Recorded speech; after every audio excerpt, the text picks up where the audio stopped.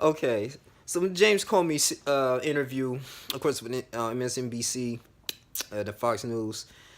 I watched this when I was in school earlier today. So James Comey, they actually asked some very generic questions. Okay, was how do you feel about President Trump? Like actually, they started off with that. So he said a great thing, and a great statement. He said, "Well, I believe he's morally unfit to be a leader. He has above average IQ. I do truly believe that. Not a Trump supporter, but I mean, for him to be a billionaire."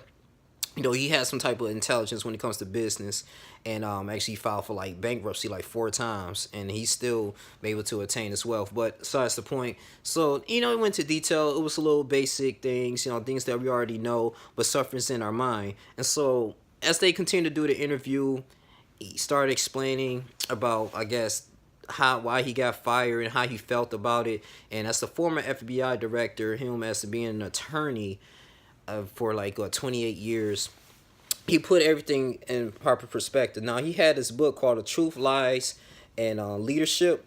Okay, and of course Hillary Clinton is not a big fan of him, and they went into detailed action about like, hey, it's people on Twitter, and he stated that, okay, I really don't be on Twitter like that, especially during the campaign election. But he said, because if you, just not standing up for her, or you want to do an investigation on the emails, a lot of Hillary Clinton supporters were saying that, okay, you're the one of the reasons why that she didn't become elected as president. Okay, and I wish I beg to differ, because at the end of the day, we all know that the higher ups.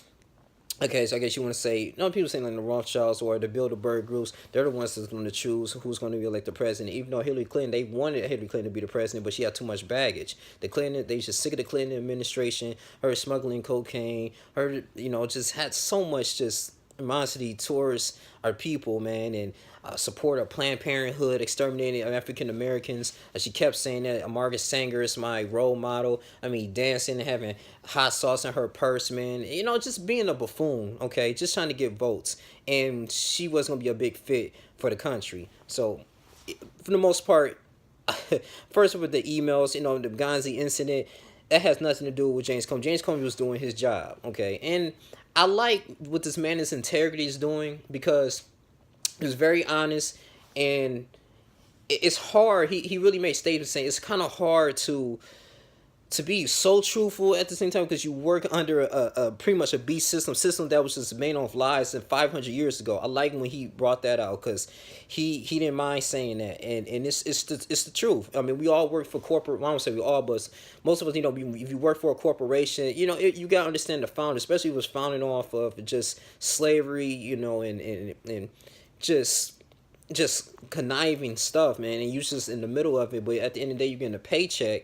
It's only so much you can do, based on your power. And as him being a successor, or being him as a representative for the Trump administration, it was very difficult for him to really just, I won't say just to do what he wanted to do. At the end of the day, to do what's morally right. But he would still remain his conscious mind. And he was still insane. And so with James Comey, Truth, Lies, Loyalty, and Leadership, he said, I like when he really went into detail. He said, I was really kind of upset and just like puzzled, like why President Trump wasn't questioning Vladimir Putin. Okay, because they was asking him, do you believe that the Russia had any ability, or did they hack the 2016 election in a particular time? Like, what did they do? Like, what influence, like, for them to actually put President Trump, to be the leader of the free world? And he would say, well, of course he kept saying a little bit, no comments. He was a little generic statement, because he didn't want to, of course, get sued or anything. But he really believed that, why would you pretty much have relations with a dictator that exploits his own people? Okay, of course he bring up this whole serious situation as well, but it doesn't really make any sense. I mean, I can see publicly you didn't want to criticize him, but privately you having lunch with this man, you having conversations with this man. I mean, you saying this is your best friend. I mean, y'all going to places together, and it's just like you turn your back on your own people in your own country. And so, James Comey, man, he kind of understood that. He knew what was going on. And I feel like, he was basically was pointing out Trump's bullshit. And Trump kind of knew that about that, and that's why he went on and fired him. So the White House is a big circus. A lot of people are just pretty much losing. Amber Rosa's freaking got fired. So a lot of people just resigning as well. And this was a really humble interview, but it's just, of course, it was set up to the point that it wasn't going to go to real deep in detail, because we all know like their whole goal is, and as a government, to expand to other countries, man. And like I said before, to create a central banking system, because we're going to be a one world government, one world currency that no other country can mess with us, man. But at the same time, this is why these world wars have to go. And I just read something here that, of course, China is going to assist with Russia. China's going to assist with Russia, right? And of course Iran, and this might be a World War III. Of course, they're not going to ask the World War III questions. Well, it's just pretty much just little questions like, okay, like, is this book is going to really change young, I won't say young black men lives, but young American lives, as far as being, just being humble and being a leader under a demonic system. I feel like this was his book's going to be about. It's $17.99 on Barnes and Noble. I might go purchase it because I just want to understand his mindset. I understand he's not going to put too much documentation on it because of the FBI. They got to put a thorough investigation on it, edit it. So it's pretty much going to be like a very basic, generic information, man. It's not going to be nothing too deep. But, with this whole interview, I wasn't getting frustrated, but I understand that he's basically want to say Clinton it's on that bullshit. Clinton ain't shit. The Clinton administration don't give a fuck about their own people. I mean, of course, they signed a crime bill. I want him to just drill him in. Because I'm thinking like James Comey had nothing to do with President Clinton. I mean, I'm sorry, Secretary Clinton losing that election. It was the elitists. Okay, Congress elected him because of her baggage. They felt like, and Trump really they had no intention to become a president, but he did say it's going to be a coming time when I have to step up and be the leader of the free world, because of the way this country is, and bring America back. Of course, he wants to build this wall. They really didn't go into detail about the whole illegal immigration thing, but I do believe, you should keep illegal immigrants out of here, man. I mean, because I can't just go up and go to another country without no type of work visa or no type of clearance or no passport, okay? And, you got these people just coming over here just obtaining citizenship and competing with our jobs. And, like, it's just letting us out here, out in the street, and then we have to really compete. It's just too many immigrants coming in here, man. I mean, I don't mind other people from different countries coming in here and obtaining citizenship, but at the same time, do it the right way, because we got to do it as Americans. We got to do it the right way. If we want to go to Canada, Jamaica, or any third world country, if I want to just, hey, I just want to live and study in the Philippines, I still got to have my type of work visa. I got to do the shots. It's different ways you have to do it. So we live in one of the most powerful countries in the world.